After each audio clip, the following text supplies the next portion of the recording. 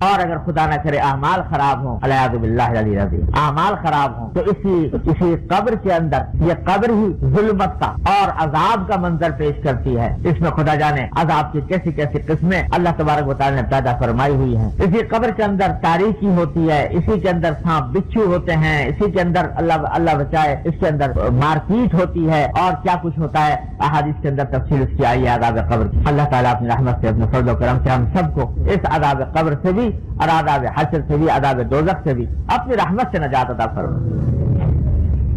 میرے والد ماجد صلی اللہ تعالیٰ سے فرمایا کرتے تھے، بعض لوگ کہتے ہیں نا کہ بھائی ابھی تو حساب و کتاب ہوا نہیں، آخرت میں جا کے قیامت کے بعد حساب و کتاب ہوگا، اس کے بعد جنت جہنم کے فیصلے ہوں گے، تو یہاں ابھی قبر سے کیسے عذاب اور ثواب شروع ہو گئے؟ عذاب ثواب جو ہے وہ تو اس وقت ہونا چاہیے جب حساب کتاب پورا ہو جائے۔ حساب کتاب ہوگا آخرت میں، جب حشر میدان حشر ہوگا، میدان حشر کے بعد حساب و کتاب ہوا کرے۔ تو میرے والد ماجد صلی اللہ تعالیٰ سے دولت اللہ تعالیٰ ان کے درجات بلند فرمایا کرتے ہیں بھائی یہ جو عالم برزخ ہے، یعنی عالم برزخ اس عالم کو کہتے ہیں جو مرنے کے بعد سے لے کر اور قیامت کے قائم ہونے تک کا جو زمانہ ہے، برزخ اس کو کہتے ہیں۔ یہ عالم برزخ جو ہے یہ در حقیقت ویٹنگ روم ہے آخرت کا۔ تو فرمایا کرتے کہ جیسے اگر فرسٹ کلاس کے مسافر ہو تو اس کا ویٹنگ روم بھی فرسٹ کلاس ہوگا، اگر سیکنڈ کلاس کے مسافر ہو تو اس کا ویٹنگ روم بھی ویسے ہی ہوگا، اور اگر تھرڈ کلاس کے ہو تو اس کا ویٹنگ روم بھی ویسے ہی ہوگا۔ تو اگر اعمال صالح ہیں تو فرسٹ کلاس کے ویٹنگ روم میں ہو، لہٰذا وہاں پر جنت کی کھڑکی کھلی ہوئی ہے، ہوائیں آ رہی ہیں، اللہ تعالیٰ کی نعمتیں پہنچ رہی ہیں۔ اور اگر خدا نہ کرے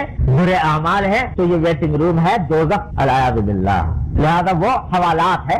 اصل سزا تو جیل میں جا کے شروع ہوگی، لیکن یہ حوالات میں بھی پٹائی ہوتی۔ تو یہ جو وقت ہے یہ ویٹنگ انتظار کا وقت ہے، اس واسطے اس کے اندر بھی عذاب کی جھلکیں دکھائی جاتی ہیں اور ثواب کی جھلکیں دکھائی جاتی ہیں قبر کی حالت میں۔ اللہ تعالیٰ اپنی رحمت سے، اپنے فضل و کرم سے ہم سب کو اللہ تعالیٰ عذاب قبر سے نجات عطا فرمائے، اپنے غضب سے نجات عطا فرمائے، اور اللہ تبارک و تعالیٰ مومن کا انجام ہم سب کو عطا فرمائے۔